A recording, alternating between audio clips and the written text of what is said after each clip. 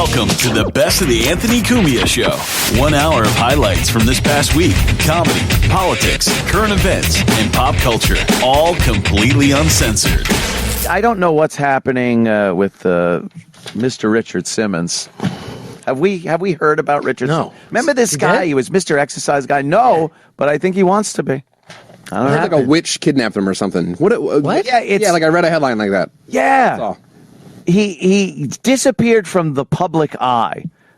Not by choice. They just waited 30 years to report it. Yeah, gave a shit. Yeah, why 2 years if he disappeared from the public eye?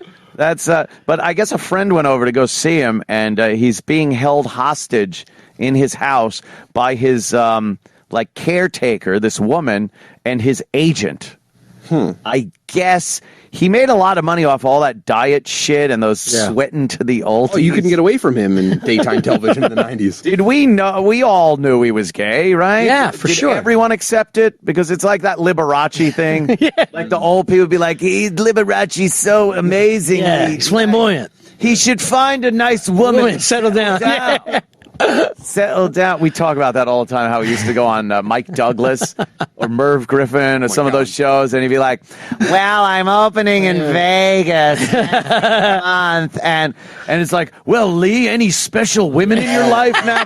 I'm still looking. Well, who's buying this shit? And people be like, oh, he's looking. He's flamboyant. It's showbiz.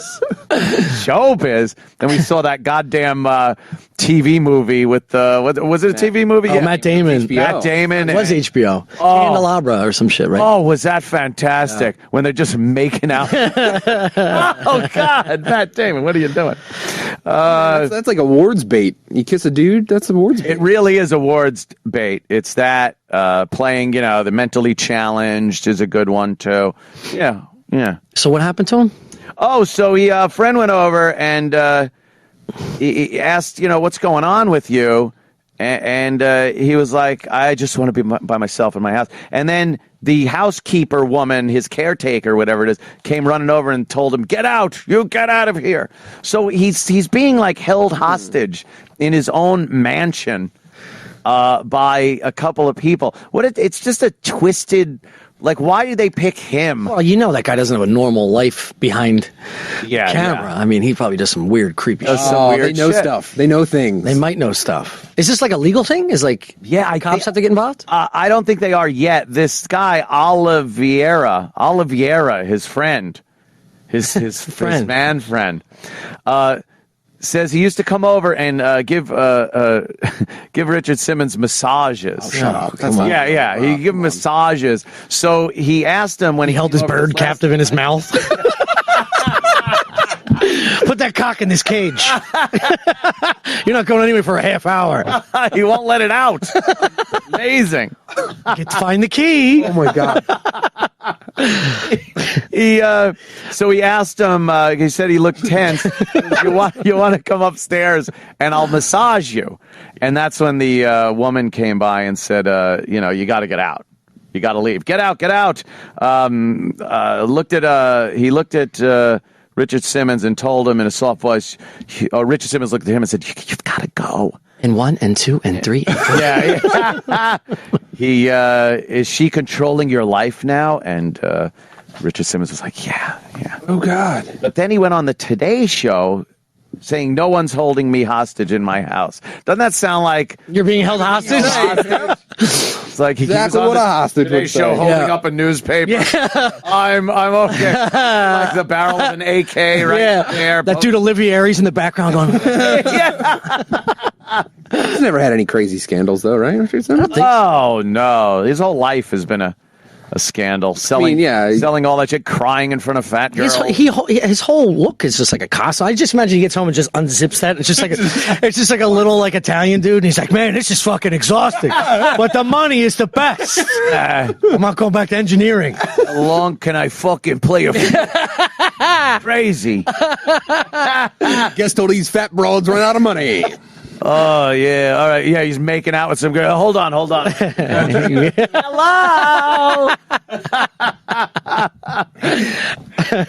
What was that video? Oh, you got a video of this? All right, let's see what. This is after the kidnapping? Yeah. Where is Richard Simmons? The fitness guru hasn't been seen publicly in over 2 years, and no He's got to go to leg day. Yeah, right?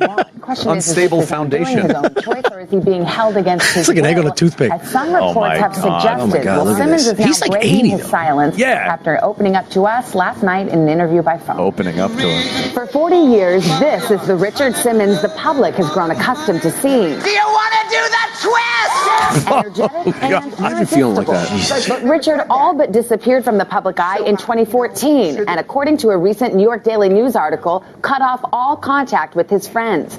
Simmons spoke publicly for the first time in more than 2 years with us on Bad Sunday hair by plug phone. thing going on there. Dude, his hair looks like he took a balloon and just rubbed it against the wall and then rolled it on a barbershop floor. And then just sort of enjoying the day. You sound good. It's a sound very few people my these days get to hear. In fact, Richard's isolation has You remember that game, Mr. Wooly, and you would just drag the magnets? The magnet. He's got Mr. Wooly hair. What do you make of people being fearful that you're being held up in your own house, that you've become a recluse, that, perhaps people such as your housekeeper are in control of what you're doing? No one is holding me in my house as a hostage. I do what I want to do, as I've always done. Want to be a So hostage. people should sort of just believe what I have How's that to not photoshopped to say. two dicks with Because, those waters? I just want to ask you point blank about You're a bully. your housekeeper. You're a fucking Is she in any way- I had that Michael Jackson is jacket she when I was in still fifth grade. employed by you? I'm not kidding you.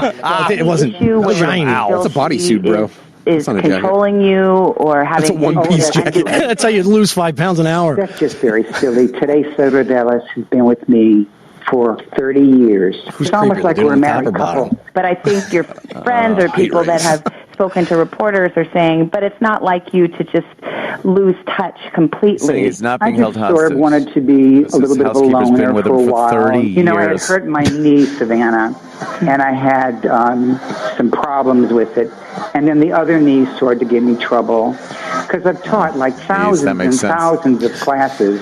And, right now I just want to sort of, just take care of doing? me. And was this a conscious He's decision? encouraging I movement. just really don't want to do Yeah, anything. I guess so. I just don't want to be traveling anymore. It certainly has taken its toll on me.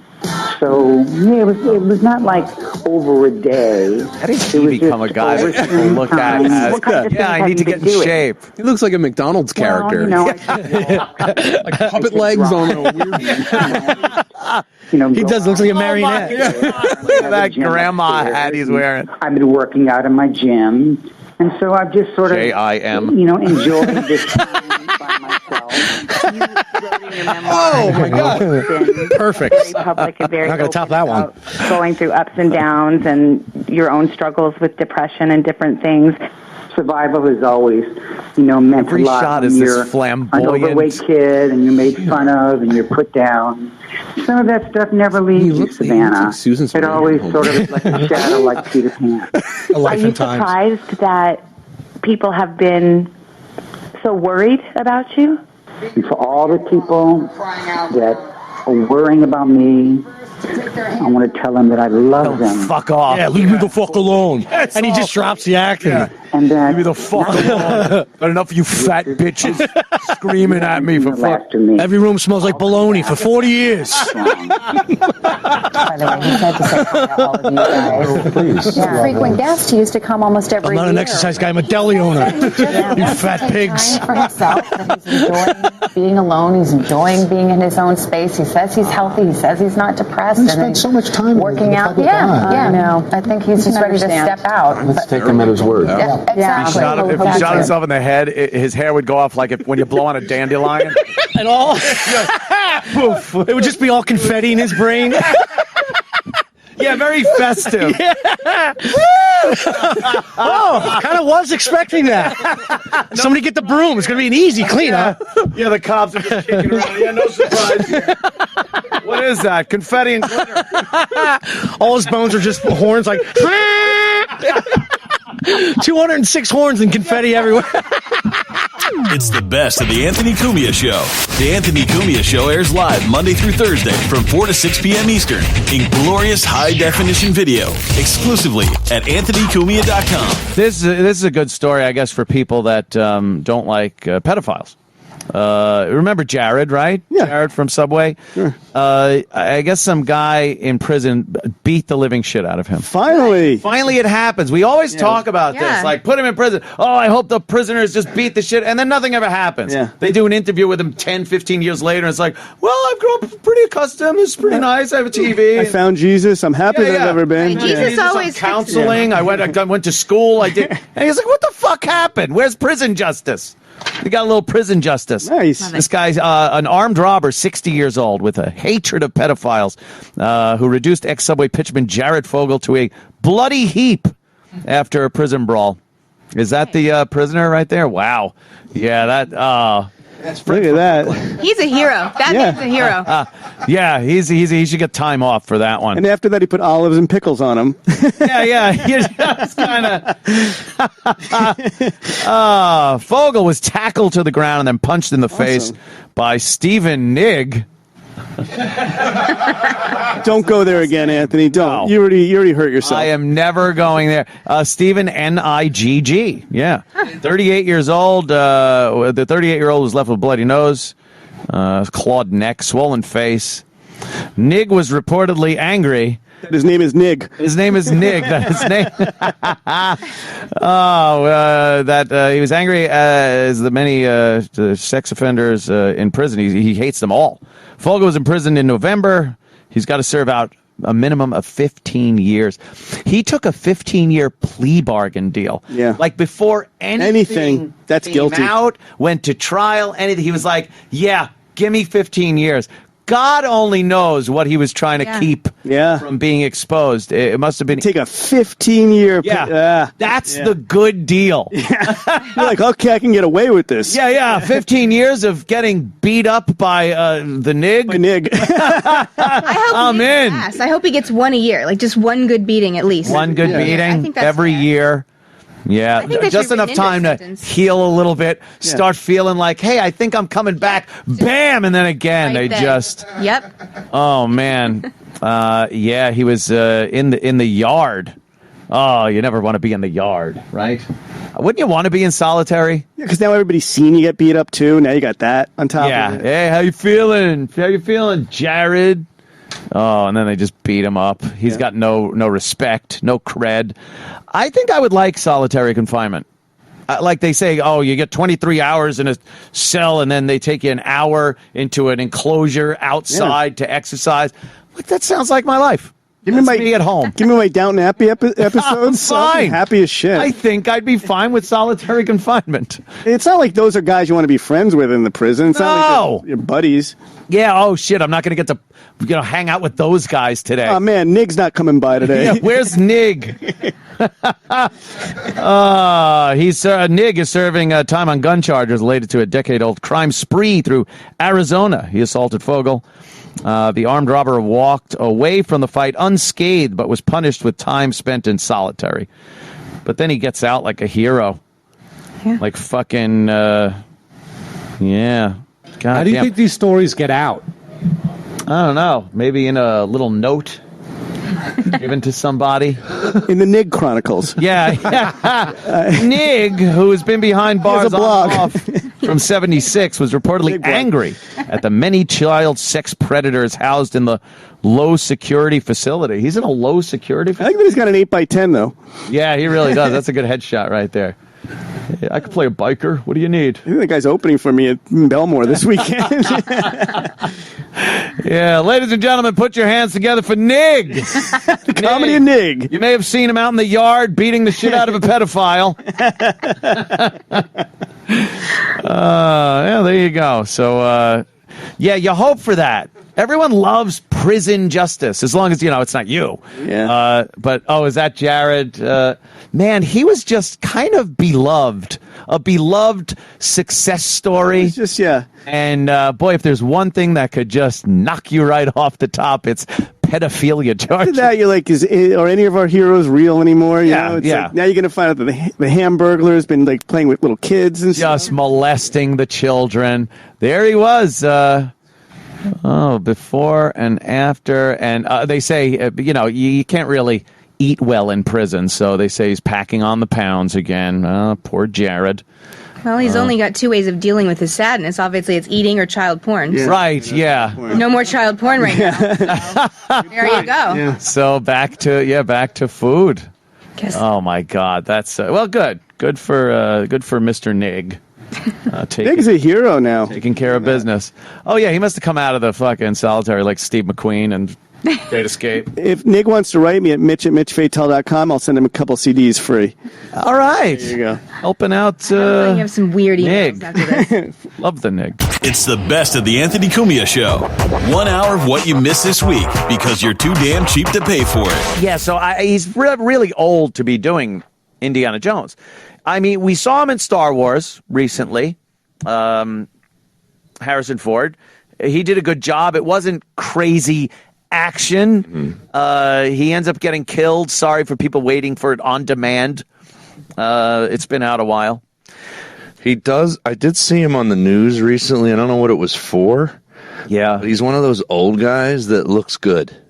Yeah, he looks good for an old guy. I mean, he's in shape. He's in better shape now than he probably was 10 years ago. You put that hat on and the fucking leather and stuff. I think he'll be able to pull off the look, but physically, I don't think he could do what he was doing in those old Indiana Jones movies. But now, how many were there? 2? There were 4.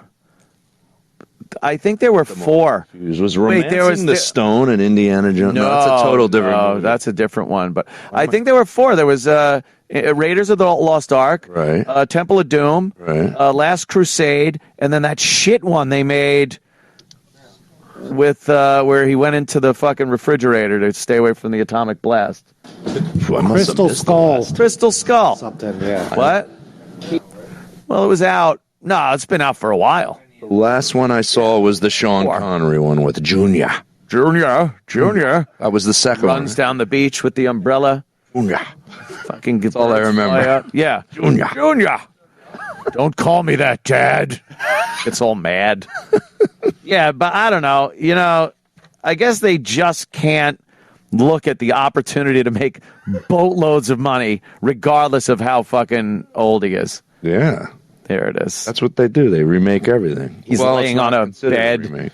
Yeah, maybe he's just at an old folks' home with like short round holding his hand. Yeah. You okay, Dr. Jones? Actually, you okay, Dr. Jones? What happened to you? You are old. I'm here to take care of you, Indy. By the way, why are pie tasters praying so loud next door to my material?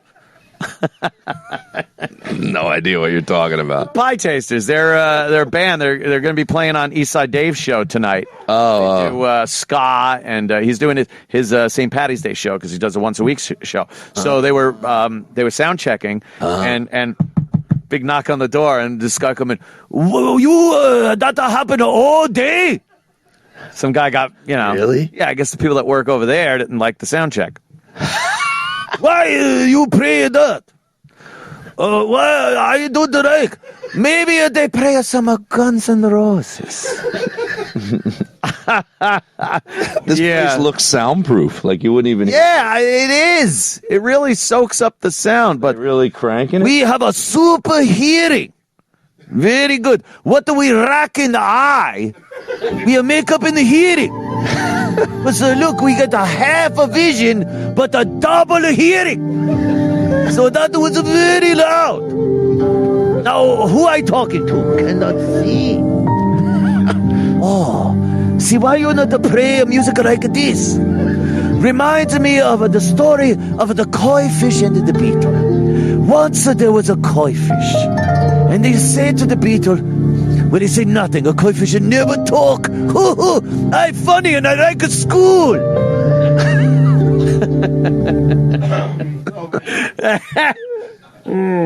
Oh, they're dying. Holy mackerel. Yeah, see, you missed a little thing. Something great. These are all recalls on shit you didn't see the beginning of. Sucks. It's just a call to you. Fucking Javits Center. I know, fucking Javits Center. What company, what kind of business is it?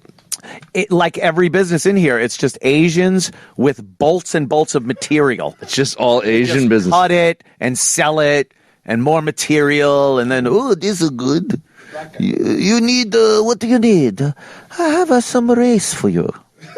You want a race? How about a silk? And we also sell an elk bladder for your penis. I'm sure that's a front for like fucking shark fins and moose fucking antler powder for your balls. I don't know if this connects, but my brother and I were having this conversation. One of his best friends has been working for this company. And it's funny because the guy who like is the CEO of the company I went to middle school and high school with, the guy's like multi-millionaire. This kid had his own business in 7th and 8th grade who ran the... Oh, I hated those kids. He sold gum in 7th and 8th grade. He would buy cases of it and then just sell it a quarter a piece, right? You get it from Chinatown? Because they have cheap gum, but it's a little low mania. A lot of gum, just selling the gum, right? Right. Years later, they're like, oh, yeah, my brother's friend's working for him. And he goes, oh, yeah, guy's got his own private jet, multimillionaire. I'm like, of course. He was the gum guy in 8th grade, of course. Was his name Lloyd Braun? Seinfeld. Is it? So my brother's friend had to go live in Germany to work for this company. They sent him over there. They paid for his housing, put his kids in private school. They paid for that. Righteous. Supposed to be a 3-year job. He's been there 5 years, right? He's all excited, thinks he's going to finally come back, live with his friends and family, all that. Uh-huh. They go, we need you to go to Japan for 3 years. We're going to pay for your housing there. He's going to live in Tokyo. And what the fuck was this for? It's to work at this company that's huge. I don't know the name of the company or what the hell they make. I have no idea. Some sort of computer kind of thing. Everything's computers. If you're going from Germany to Japan, Yeah. They were in cahoots for something else, too, let me tell you. My brother's like, I'd say see ya. I wouldn't do that. I go, do you know how much money he's probably getting? Probably a lot of money. Go to they don't send you to Japan if shit's doing poorly. Yeah. Rest assured, I shan't be sending any employees of this place to Japan for anything. This is not the only things I know in the news. Was this in the news today or yesterday that these people were traveling really far to try to up the minimum wage? Really? I didn't. Yeah, it was in the news like today or yesterday, and I was like, if you're trying to up the minimum wage, how you even afford to be traveling to go do it? Like, you shouldn't be able to do it. Yeah, he's not going to Tokyo for minimum wage. Like, I bet my brother goes, I have a feeling he's doing pretty well because he invited me to go play at the what's the famous golf course in Scotland? St. Andrews. St. Andrews. He goes, he asked me if I wanted to go to St. Andrews, and they're going to stay in a villa for a week, and we're going to play St. Andrews every day. Wow. Like, do you know how much it probably costs to play St. Andrews? They invented the game, called it golf without the L. Okay, Pookie. I don't know why I brought that up. Just off of your Asian neighbors. Yeah, no problem there. I don't know. I'm a married guy, but I would marry an Asian if I got married. Really? Yeah. I would go Asian. I've found a few Asian girls to be pretty attractive. I don't even mean attractive-wise, just in how you will be treated. Wow, really? You kind of like that submissive, just fucking take care of you? I find that most non-American girls treat men in a way higher level. Oh. Do you ever base a stereotype on one thing and you go, that's everybody? That's everyone. That's all of them. Sure. Yeah. All right. My wife's cousin married a Brazilian girl, and it's ridiculous. I'd never seen an Asian girl, unless they were 100% Americanized, and younger, really, lay into a guy. You never really see that on the street. You motherfucker, what the, I just never see that. Yeah. I did date an Asian girl. I just remember only one in my life. How'd that work out? Very attractive. Yeah? It was amazing. It was amazing. I like that Esther Koo. She's kind of cute. This girl killed her. Yeah? Yeah. I don't know many. She was in a movie, but I shouldn't give it away. Oh, she was in a movie? Shouldn't give her a credit, yeah. Oh. She had a kind of a part in a movie. Godzilla? She was one of 8,000 extras. She was very, very, very attractive. Yeah. A friend of mine used to say different races' vaginas are different. That's what, yeah. That's what I've heard. You know, he used to say black girls that their vaginas run hot. That's what he used to say. Like a car, it runs hot. Runs hot. They're hotter. Yeah, it's fucked up. Sometimes the thermostat sticks. Yeah. Runs hot. That's funny. And I'm trying to remember what he said. Fucking Otto and George used to like. You ever see a black chick's vagina? Looks like a wallet. I remember that. Looks like a wallet. I was dying. Sizzling and hot garbage. Oh, do I miss Otto? Holy shit, was he fucking out of control? Never been with broke cunt, sir. You never went Asian. Never went Asian. I'm trying to think of where. I think the most crazy I ever went was Hispanic, and not even like crazy Hispanic. Like white girl, like, oh yeah, my great grandfather was fucking Hispanic. She's got blonde hair and shit, natural, not that, you know. And it was, you know, I am fucking white chick. I love white girls. That's it. Sometimes you paler the better. I think sometimes you like what likes you. Maybe. Have you ever been hit on by a non-white girl? Oh yeah, July 4th. I was hit on great by a black chick right there in Times Square. That was like a volleyball. Yeah, thanks. Setup. The Anthony Cumia Show. This is the Legion of Skanks podcast. Do you know what's become a weird faction of internet porn now? And I just know going through those home pages of porn sites. Very new, very big thing. Midget cuck? No. No, but I'd watch that. Midget cuck? Just a midget fucking your wife in front of you. Like, what is happening right now? Moroccan dudes. Oh. And weird. It keeps coming out. I think it's like I haven't noticed that. Big Moroccan dick fucks like hot Spanish. It's just African, though. That's just a part of Africa. No, it's like Middle Eastern-y looking guys. Yeah, they're more Arab. Well, Morocco's in but it's Africa. just very specifically big Moroccan dick. Yeah, but they probably look like Middle Easterns, right? That's because of Uber, I think. That like slipped that into the culture. You know? They're back. I wonder how much Uber drivers get fucking something to happen. Oh, they get a lot. I'll tell you what But how do you do it? You know what? I bet you it's way less than cab drivers, and I'll tell you why. I know. What? You're picking up drunk chicks. Let me tell you why, dude. Because a cab driver, you're in the cab, you're fucking gone. You'll never see that guy again. Uber, you have a profile, a rating. He's got your information. You got their rating. That wasn't my guess. Oh, what was your guess? My reason why. Nice car. They don't want to get dirty. Not even sort of. It's because if a girl, let's say a girl just thinks a guy is good looking and fucks, but these Uber drivers tend to be pretty much the same kind of degenerate looking fucks as cab drivers. Right.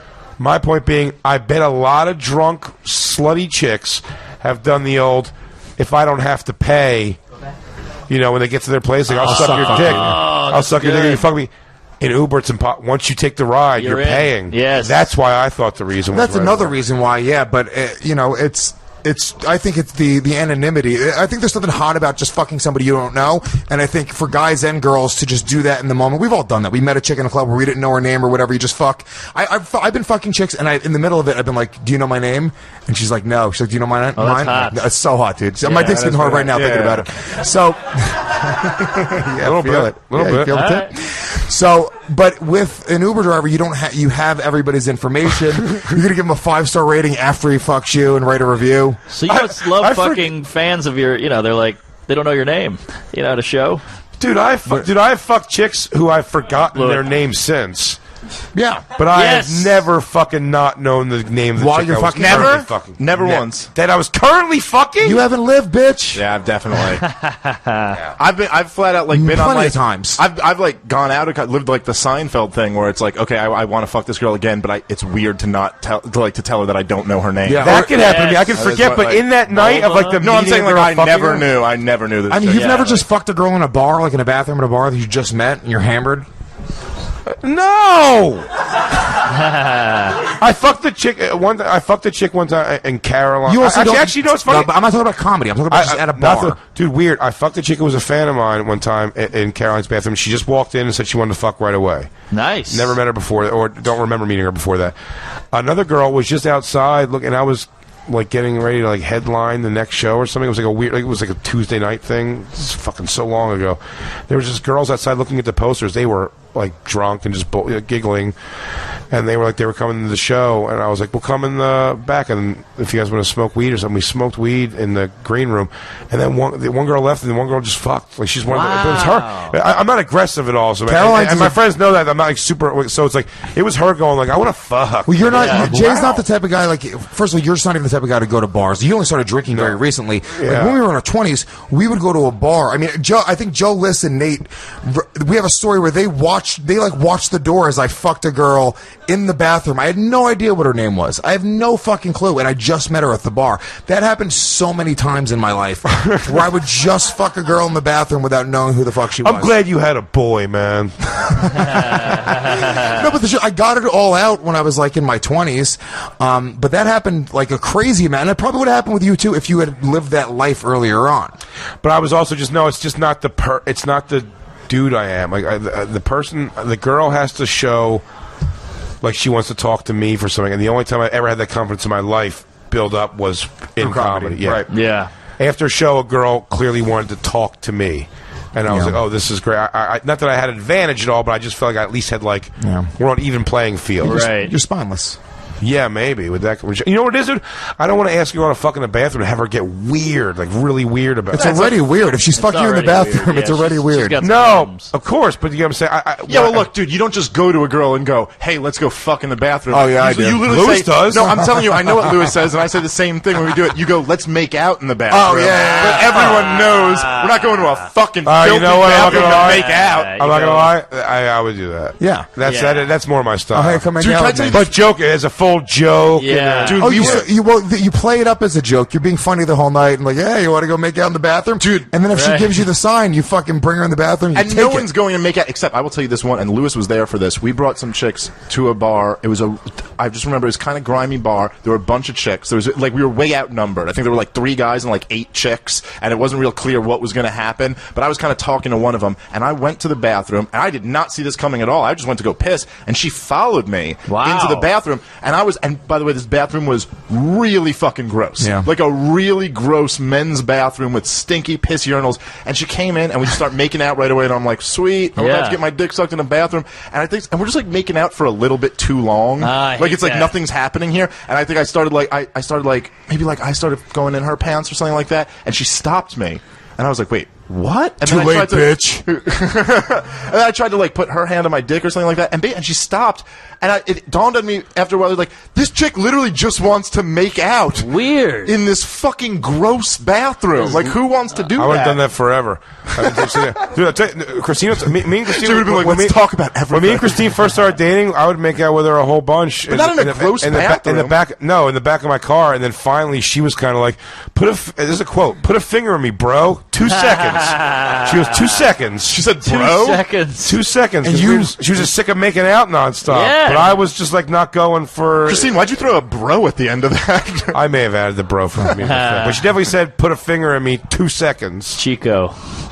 Yeah. The bathroom hookup was a way to do it back in the day. One time I got shot down, like I was at Madison, Wisconsin doing the club there. I got shot down by every girl at the bar, and I was walking back to my hotel defeated, hammered, sad, and there was a girl, a fat chick, smoking a cigarette against the wall of the comedy club, and I go, I start talking to her, she's not even looking at me, and I point to the poster, I'm on the poster, she fucked me. Wow. Really? Yeah. How fat? She was pretty fat. Mark is the exact opposite of Jay. Mark has no fear. He's the he polar opposite. Fucking go for it. Going for it, yeah. But I'm saying, no, he's the opposite of me. That's why I said when we were at Bonnaroo, man. I just watching it was making me laugh. And by the way, because to make you laugh, I could do what you were doing, but with no air of comedy to it. Where you were like doing it and it was funny, but like it's working for you. He's literally walking by like every girl that was like decently attractive that we walk by at Bonnaroo. He's like, good to see you again. And he's like, should we get numbers or what should we do this thing? But here's what Mark does. Mark, exactly, dude. It's sales 101, dude. You play the numbers. There's a ratio of women that will fuck you if you just say, hey, let's fuck. There's a ratio. It's a my stepfather had a buddy at clubs who went out. He said he looked like Danny DeVito, just a short, squat, fat guy. But he went out every week. And he just went in the club really early on, just did a couple shots, and we go up and just ask girls if they want to fuck. He said he got laid pretty much every other weekend. Because what'll happen is, look, but he asked every girl if they just want to get out of here and fuck. This is legitimately sales, Jay. It's like if you asked every woman in the world, every woman on earth, if you just walked up to, if you had time to stop time and say, hey, will you fuck me? Will you fuck me? Will you fuck me? Everyone in the world, there's a predetermined ratio in the world already, right now, that exists. It's an absolute number. 1 out of however many women are going to say yes. So once you understand that and you let that be, if you kind of really... Hey, you guys get out on the floor and go make some magic happen, all right? You should be wearing one of those Cat in the Hat hats. Like the pickup artist. Always be raping. ABR, baby. But it's absolutely true. It's predetermined, and that's for anything in life. That's why I was so good at sales, because if you get to just kind of disconnect and go, holy shit, and this is the concept of every no gets you closer to a yes, you start to really believe that, because every time you hear the word no, your ratio becomes lower and lower. So if it's 1 out of 1,000 women, now it's 1 out of 199, 1 out of 998, and ultimately, like, to get into that like mentality, it's really about just like your own insecurity, because the fear of rejection is that, like, if you have some security in yourself, then it's like the rejection isn't going to break you or something like that. It's like, okay, I still know who I am, and like whatever, move on to the next one. And then also you embrace the rejection. In sales, it used to, if I closed 1 out of 4 people, I'd go, all right, every time I get a no, I'm like, all right, it's fun, I'm waiting for my yes now. So it's the same thing with getting pussy. If you just disconnect from the fact that they're saying no to you physically or... No, you're right. No, absolutely. And by the way, I think as I've gotten older and just moved through life, like, I've gotten better at all those things, but I know my instincts are very much like that. If a girl's like, what? I'd be like, I gotta go. But sometimes you can turn a rejection into a positive. Like, you get rejected so well, they're like, whoa, who is this guy? You know, you can spin it a little bit. Have you had a girl be like, right away, like, kind of like, what? And then fuck you shortly after? Oh, yeah. I mean, not shortly. It took a couple, hours, but yeah, I got in there. Dude, girls also, and I think a lot of times women don't even know they're doing it. It's kind of a subconscious thing. But women, and sometimes it's conscious, but women test men. That's what they do. They test you, and they say, so a lot of times there'll be like a thing like, whatever it is, when they just go like, all right, look, we're not going to fuck tonight. Just know that. That's kind of a test, but that's just a test to what your reaction is. Now, if you fall to pieces after that, and or you change who you are after that, that was a test that you failed. If you're still like the same guy, if it's like, oh, we're not going to fuck tonight, it's like, yeah, whatever. No, I'm not trying to fuck tonight. It's like crazy. And I'll tell you, I've definitely gotten laid a lot of times where girls have started with you wear makeup, so. There's the thing also. I rushed here. When a girl, I've had girls say before, I'm not going to fuck tonight. I just go, okay. But I think I genuinely mean that. I'm like, okay. Yeah. Like, that's fine. Oh, I'm going, fuck, damn it. But in my head, I'm going, stick with it, stick with it, stick with it. And but you verbally go, fuck, damn it. No. That's what I'm saying. I'm not saying, like, if my thought was, hey, maybe I can hook up with this chick, and then going for it and her saying, well, I'm not going to fuck tonight. If a girl goes, I'm not going to fuck tonight, but I'd love to come hang out, I'm not like an idiot. Like, I still feel I still feel that kind of vibe. I'm like, I think she just. I don't like if a girl says I'm not going to fuck tonight, and that's what she's prefacing the night with. I that kind of just turns me off immediately. I agree. I'm like, you know what, dude? It's like, I get it. I'm not trying to just fuck tonight as well, but it's like, don't start off the night on such a negative, weird thing. It's like, first of all, your job when you're dating somebody or going out to have drinks, there's supposed to be a little illusion there. It's like, oh, are we going to fuck tonight? You're supposed to put your best foot forward. And any night you meet a chick, it's always the best version of yourself that you're almost like pretending to be. Of course. Yeah. But if she does that, I'm going like, well. A feminist will tell you, though, you should always leave with that. Even if you're like working like the McDonald's drive-thru or something. Yeah, well, no, they working with Joe goes, welcome to McDonald's. Can I take your order? I'm not fucking tonight. The Anthony Cumia Show. This is the best of the Gavin McInnes Show. Hey, Ben, are you there? Yeah, I am. How's it going, dude? Great. How are you doing? This is insane town and very unpleasant. But aside from that, everything's awesome. Now, I'll make this as quick as possible because I understand you're a busy man and we're lucky to get you. I mean, you're a very handsome man, and I'm lucky to get you, Gavin.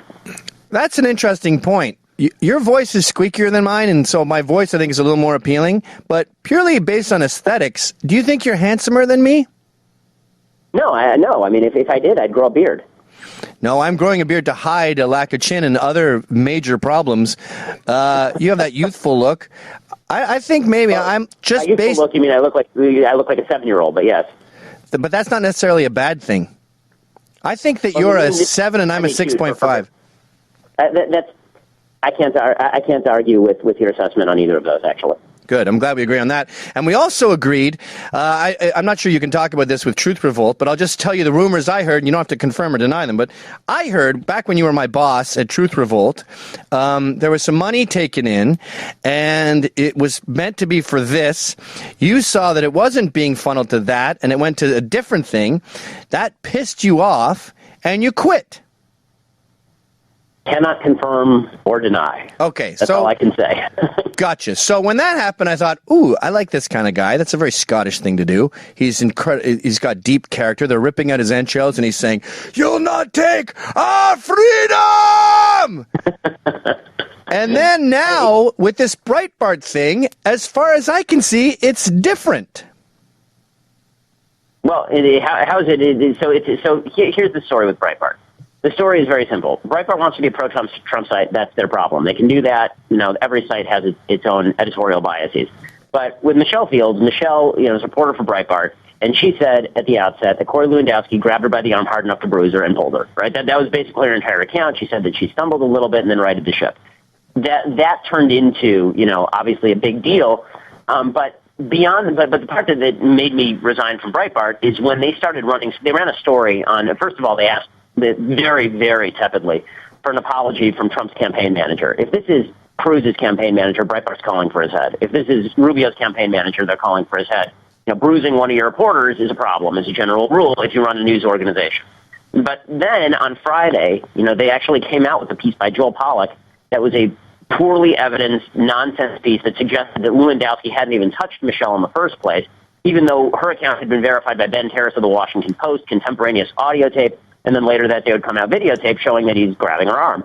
Breitbart ran this long piece saying it would have been impossible, virtually impossible for Lewandowski to have grabbed her arm. At that point, it was like, okay, so basically what's happening here is that they're so in the tank for Trump that they're willing to undercut the credibility of their own reporter and throw her under the bus just to help out the Trump campaign. That's nonsense. That's something that Andrew Breitbart never would have stood for. And turning a once great organization from an advocacy organization against bullying, which is what Andrew created a media organization dedicated to truth and stopping bullying, into an advocacy organization for Donald Trump and his bullying campaign and bullying your own reporter in the process. That's not something I can sit around for.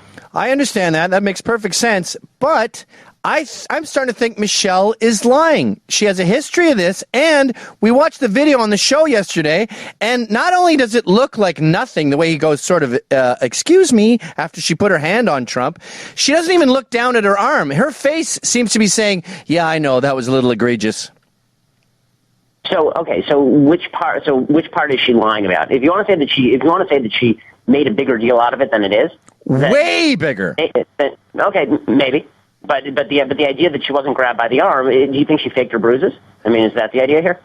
Yes, that's what I mean. Yeah, I'm not. Okay, so you're actually alleging that she faked her bruises. I don't think she faked her bruises. I'm guessing. I'm guessing that she faked her bruises, and judging by the at least the videotape, it looked like what he was doing was remarkably gentle. It's what I would do to my mom.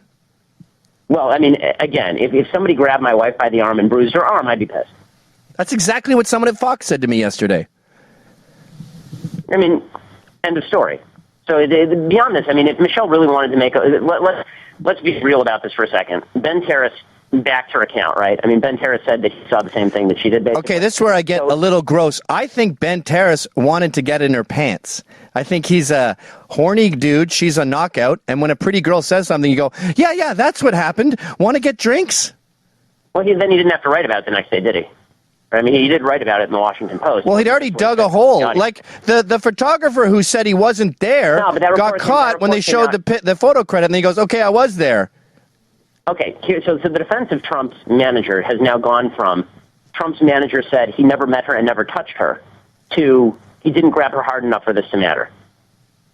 Yeah. Right? I mean, that's what we're talking about. Okay, if you want to make the argument that he didn't grab her hard enough for this to matter, that's a different argument. He could have just apologized from the outset, or he could have said, yeah, I grabbed your arm, but it wasn't a big deal. That's not what he said. Instead, he came up with, She's an attention seeker. She's terrible. She's lying. I never touched her. None of this ever happened. She's out to get me, etc. And for Breitbart News to go along with, by the way, Breitbart News on Friday didn't publish an account saying that Michelle Fields was grabbed and that it was not a big deal. They published an account saying that she was grabbed, but it wasn't Lewandowski who did it. And then they published a bunch of crap surrounding that. So the motivation of Breitbart News here is very clear. Regardless of what you think about the actual incident, the motivation of Breitbart is what I'm really concerned with, which is they're willing to cover up, pretty much anything in order to stall for their boy. Okay, so Breitbart said unequivocally, with no sort of alleged caveat before it, that she was not grabbed. So Breitbart ran a piece by Joe Pala on Friday that said that it was nearly impossible that she had been grabbed by Lewandowski. Oh, okay. So nearly. That's what the piece was, right? So what they said was that she was grabbed, but they said that she was grabbed by a Secret Service guy, and that she had made a mistake, and so had been terrorist. And that it wasn't Lewandowski who grabbed her. They backed Lewandowski's account basically over their own reporter. Look, if you want to not back your own reporter, then fire her for lying. But don't do this routine where you suggest that she's telling the truth, but she got the story wrong, and then back the entire account of the Trump people just because they're the Trump people. And then there were internal communications that were revealed, right? I don't know who revealed these, actually. Somebody revealed to the press the internal communications where Michelle tweeted out the picture of her bruise, and everybody at Breitbart was being told on Slack not to tweet out not to retweet it, not to tweet about it, not to express opinion. And it was a complete cluster. Cluster F. Yeah. All right, Ben. Well, we only had you for 10 minutes. I get your point about them saying that she couldn't have been touched when they didn't know, but it just seems like a small deal to quit on. We're sad to lose you. Not that I work at Breitbart. Well, no. So again, the deal that I'm quitting on is not about the content of the incident as much as it is about any news outlet that refuses to report the truth about an incident, no matter how small, in order to defend a campaign is not somebody I want to work for. Yeah, but they're not refusing to report on it. Refusing to retweet something isn't refusing to report on it. That's saying, let's not get involved. This is a big deal as far as Twitter goes. And then as far as the article goes, they said nearly impossible. And when the video evidence came out, we saw something that looked very tame. They ran it as their lead. They ran as their lead that it was nearly impossible for it to have happened as Michelle said it did in terms of who grabbed her, right? I mean, that's undercutting your own reporter. And the only reason they do that is because this is the Trump campaign, in my opinion. I don't want to sound, Ben, I don't want to sound sexist. No way they do. I don't want to sound sexist, but isn't this more evidence that women should not be in the workforce?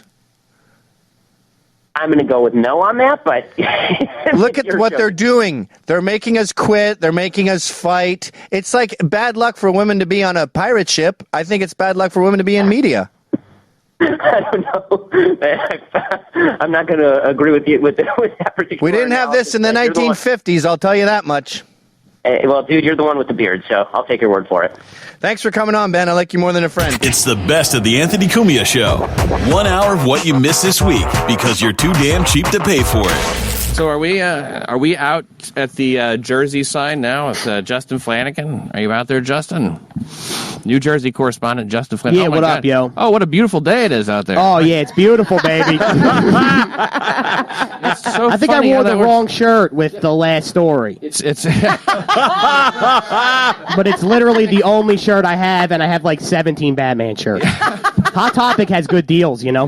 Yeah, they sure do. Great. Yeah. So we have some stories here from Jersey. I think your state has, we included a New York City Crime Report because, why not? There's just so much good crime there. This is Mount Holly, New Jersey. Do you know where that is, Justin? I have no idea. Okay, well, a woman has pleaded guilty to setting her newborn on fire and leaving her in the middle of a New Jersey street.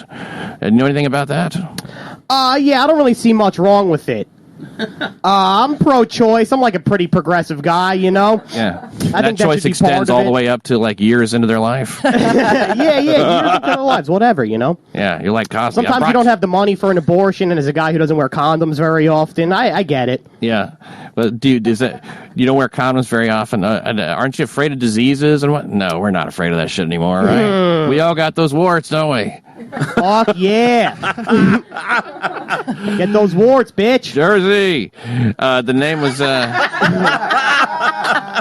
I'm just saying what I feel like I should say for, New Jersey. Hypern Kimberly Dorvilliers pleaded guilty. That is the hardest name to say I've ever seen. Yeah, well, she saved the kid from pronouncing that name for the rest of her life. So, there's that. It's kind of like nice. The 23-year-old Pemberton Township woman doused her newborn with accelerant, set her on fire in January about a year ago. The baby had third-degree burns over 60% of her body.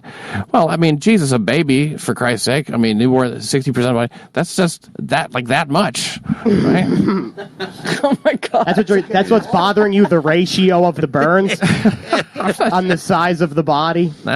Well, I don't know. I mean, I've never set a baby on fire, but I think I could do better than that. It would not be, that baby would have burns on 100% of its fucking body. I'll guarantee you that right now. Did you run out? All right, so we have another story here. Franklin Township. A Malaga woman. Now, I don't know if that's racist or what. What's a Malaga? Is that the way they write it? A Malaga woman was arrested on various drug charges after police responded to Malaga Trailer Park for a report of a suspicious vehicle. Arian Harris, 23, of Malaga. You know Arian? No, I don't know her. I did go to alternative school, so, I know enough people selling drugs. You don't look like a kind of guy who knows a drug dealer. You know what I mean? What I do? No, you don't. You don't look like. In fact, you know what you need right now? I tell you what. Instead of that microphone, if you had a corn dog in your hand, it would look absolutely perfect. Well, what about this? I mean, you know anybody in a trailer park? You know what? You're not going to believe this by my appearance or my voice or anything, but my grandfather used to take us to vacation in a trailer park. Really? Yeah, he didn't have any money, so that's the best he could do, Oh man, don't break my fucking heart here. Oh, consider it broken, baby. Clonazepam pills without a valid prescription and drug paraphernalia and 3.8 grams of heroin. Again, that doesn't seem like all that much heroin. I don't know how much does it take, but and by the way, I've never heard of that drug. Does anybody know what that is? Clonazepam? It's not. It's a clonazepam. Oh, it's like an anti-anxiety. Oh, okay, good. It's like Klonopin, right? Yeah. It's kind of I thought they don't make Klonopin anymore. They don't make Klonopin anymore. It's like a dinosaur killer, dinosaur tranquilizer. Oh, I thought people were trying to recreate it and shit. God knows the dinosaurs are pretty stressed out, Numbers are getting kind of thin, and they're like, ugh. New Jersey man arrested after a violent robbery at a Brooklyn woman's home Saturday morning. Okay, a New Jersey man, and you come all the way into violent Brooklyn with this. A New Jersey man arrested Saturday after allegedly robbing a Brooklyn woman fleeing out of her home in his underwear. According to New York Daily News, 37-year-old Levon Bakradze met the 60-year-old woman. 60-year-old woman. She should have known something was up at a bar Friday and spent the night at her home in Sheepshead Bay. Now, the following morning, he threatened her with a knife and made off. The following morning, he stayed the night and then got up the next morning, threatened her with a knife, and got off with 2 rings valued at about $500 without bothering to get dressed. Wow. Justin, what's with you? What is with the fucking... You got to get out of there as quick as possible, You got to take the shit. Why bother putting clothes on? Why not wait? Why not take care of this shit when she's still asleep, though, is what I'm thinking. Oh, yeah, because people from New Jersey are idiots. They don't think about that kind of stuff, Well, he did a pretty good job. I'm going to leave in my underwear. The main thing is he got that sweet 60-year-old coos. Yeah, well, where I'm from, it's a delicacy. That's what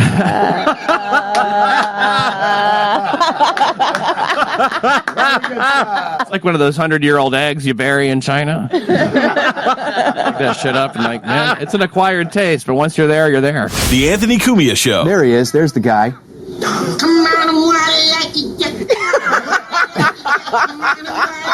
I think that you guys watch. See the fingers? He's like, yeah, you wanna waddle.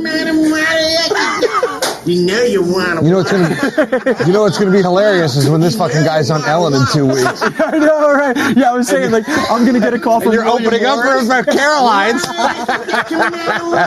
Yeah, then you're gonna be pretending you are this guy. Yeah, no. By idiot, I meant like a genius, dude. You're totally. Is he missing teeth? Ducks don't have teeth. But check it out, he's doing it in a laundromat. I don't know if you noticed, he was doing it in a laundromat. So we're watching it on video. We found it on YouTube, and a black guy walks by with a giant suitcase, and he goes, "Can you guys spare a dime or a nickel or whatever?" And Jay goes, "Don't you see what we're waddling like a duck?" And he shows him the video, and the homeless guy goes, "Oh my God, is that you?" And pointed to me because he thought I was the waddle like a duck guy. So Okerson takes out his wallet and gives him $3. And he's like, "Thank you very much." That's the waddle like a duck guy. Yeah, exactly. Because we'll torture you for that. All right, sure. Why the fuck not? Dude, homeless people, or maybe he's not even, for all I know, the guy's a millionaire, but like street folk? I don't know, yeah. If he did, he's a lottery winner. Yeah, or a basement mother he did not dweller. invent anything. No, he's just waddling like a duck around the West Village. We had a lady in Connecticut, remember the Shakespeare lady? Are you familiar with her? Yeah. Did you ever run into Shakespeare lady in Connecticut? No, missed that one too. Margaret, the Shakespeare lady, she would, I guess she was super normal and then got attacked and hit her head or whatever, and now she was living on the street all cracked up, but she would sneak into the Yale Library and memorize Shakespeare and then go out on the street and recite it for cash. So that was her one-upsmanship of the normal, hobo ilk. Yeah, listen, you can only blow so many dudes before you start thinking, I gotta get a gig. Yeah. Another gig. This is only going to be, it's like diminishing returns as you age and smoke more crack. It's like this $20 fucking blowjob is going to go down to $5 in like a couple of years. Absolutely. I need a gig, Need a gig. So she went right to the poet laureate, Bill Shakespeare. Laureate? Am I saying the word wrong? Laureate. I don't know who the hell that is. Laureate, or is I think what it is. Laureate. Come on, Laureate? Laureate. What'd I say? Laureate. Lorette. Aren't you an English major? I used to be. I'm not in college anymore. I graduated. I have a master's degree. Yeah. You want some fucking What was yesterday? Last week was documentarista? Documentarista is a person who makes a documentary. I'm waddling like a duck. But one time, I bought her a bagel and a coffee in the morning, Shakespeare lady. She was all sweaty. It was freezing cold, and she was beads of sweat. So I got her a bacon, egg, and cheese and a coffee, and she threw it on the ground and said, "I don't want your fucking food. I want your money." So one day, she had a huge crowd, and I knew what she knew. I knew what Shakespeare she knew, and I knew what she didn't know. So I threw her a curveball, and I was like, "Do the soliloquy from Hamlet, Act 3, scene what?" And she sparks with flying. She's like, "I don't know that." And I'm like, "Don't you ever fucking waste food." I was like a street vigilante. You didn't pick up the sandwich? No. You kidding me? That's a bummer, dude. I hope she did. Johnny's got a new album coming out, Upper Middle Trash. Yes. So excited about it, dude. Yeah, it's about my mother who was, she was in good shape, but then she hit her head and she started... Is her name Margaret? Huge fan of the poet laureate? Yeah, there's a big story about some fucking sucker that bought her a bacon, egg, and cheese sandwich at the end. And she threw it on the ground and fucking pissed on it. The Anthony Cumia Show. Well, Alan and Steve know, we go back a long time. These guys know the Ron and Fez radio program. Oh, no kidding. And that gentleman in the video, St. Patty's Day Pete, no, not you or Sean O, and not the Pie Tasters. No, I'm pointing at the monitor, Roy. Yes, I'm pointing at the monitor. The video. The place where we watch the videos.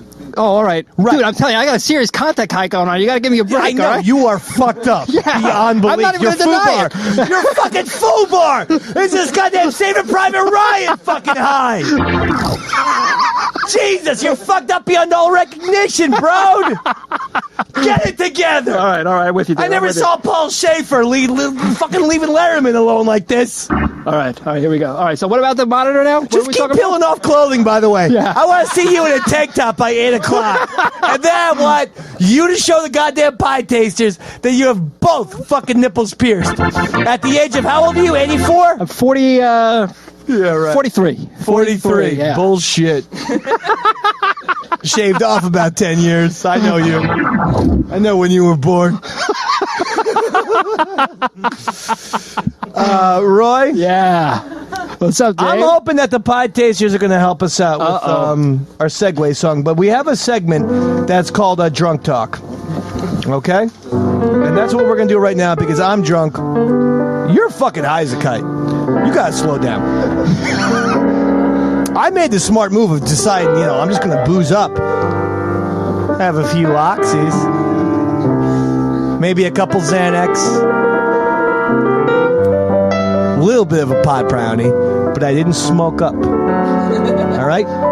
So don't fucking judge me, okay? Judgington over there. Oh, am I supposed Remember when that was all the rage? When they're like, if someone, that was very 2002. If someone if you got something stolen from you, you would be like, "Hey, Steelerson," or was that just me? That was just or you. maybe I got a contact high from Roy. Judging by this room, apparently I'm the only person who knew that. Who remembers that part? Oh boy, St. Patty's Day week, huh? Getting fucked up, feeling good. You feeling good, baby? Yeah, I'm great, Dave. I love this time of year, Roy. You know? St. Patrick's week, we drink, we're merry, we fuck a jar of jelly. What was that last part, Dave? Nothing. Nothing at all. Nothing you need to know. It's a time to embrace our Irish heritage and get so drunk we end up fucking a bowl of applesauce, baby. What was that last part, Dave? Nothing. You okay? You all right? I'm all right, Dave. You okay? No, Roy. Fucking food is my specialty, Daddy. Do you know that? You get me some nice corned beef and cabbage, and I'll give you 2 quick fucks and come a la mode. That's kind of disgusting, David. Even half the pie tasters are like, oh, God. Says you, Nazi boy. You know what my favorite drink is on St. Patty's? What's that, David? Booze. And lots of it, babe. It's not really a specific drink, is it, Dave? I like drinking this thing called booze. And then passing out in my own green puke. Happy St. Patty's week, everyone. The Anthony Cumia Show. Now we're talking uncensored. If you like what you hear, visit AnthonyCumia.com for subscription information and show details. And never miss a minute of fully archived shows available at any time in streaming HD video or audio download.